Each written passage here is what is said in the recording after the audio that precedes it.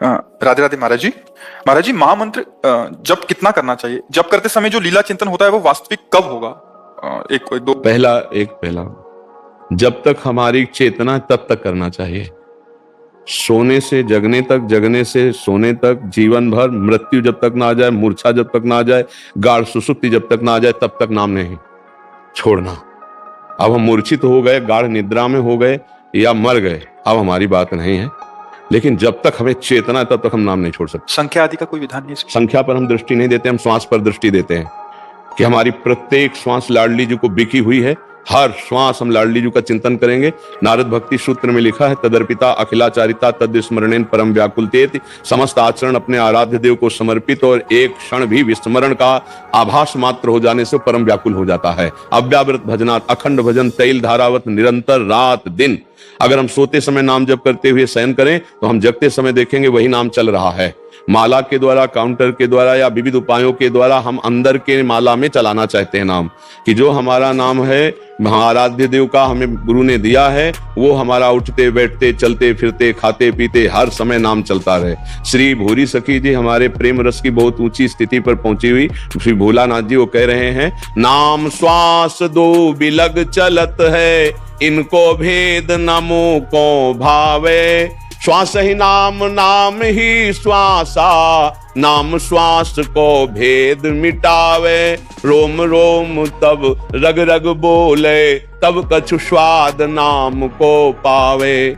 बोले श्वास और नाम दो बिलक चलते हैं, मुझे अच्छा नहीं लगता। हे लाडली जो हम पर ऐसी कृपा करो कि श्वास ही नाम, नाम ही श्वासा, नाम श्वास को भेद मिटावे। जैसे हमारा दिल धड़क रहा है, जैसे हमारी श्वास चल रही, ऐसे हमारे राधा राधा राधा ऐसा नाम चले। जो भी नाम जपते हैं, जो भी भगवान नाम, सब महिमा पूर्ण है, लेकिन हमारी चेतना में केवल नाम चले, केवल नाम। एक क्षण के लिए भी हम अपने प्रभु का विस्मरण नहीं कर सकते। भागवत में एकादश स्कंद में त्रिभुवन की राजलक्ष्मी देने पर भी जो आधे पल के लिए प्रभु का स्मरण नहीं छोड़ता वही महाभागवत है। चाहे जितना भारी प्रलोभन हो, चाहे जितना भारी भयानक कष्ट हो, दोनों स्थिति में हम अपने प्रभु का नाम नहीं छोड़ सकते। और ये हमारे जीवन का लक्ष्य बन जाना चाहिए।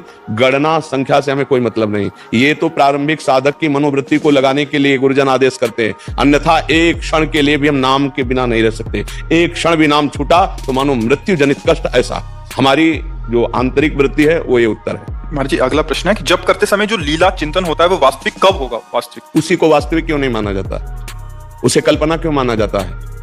क्या बिना भगवत कृपा के लीला चिंतन हो सकता है? जो लीला चिंतन हो रहा है पहले हम उसको वास्तविक माने तो उसी लीला चिंतन में स्वरूप प्रकाशित हो जाएगा।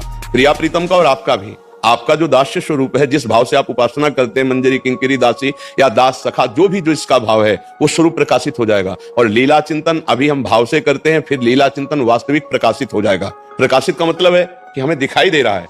जैसे हम जो पद गायन कर रहे हैं, देखी सखी राधा पिय केली, ये दो खोरी खिरक गिर गहवर, बिहरत कुंवर कंठ भुज मेली। देखी सखी राधा पिय केली, सखी देख, राधा और उनके प्रीतम दोनों गलबहियां दिए हुए गहवर वन में बिहरण कर रहे हैं, बरसाना गहवर वन में बिहरण कर रहे हैं।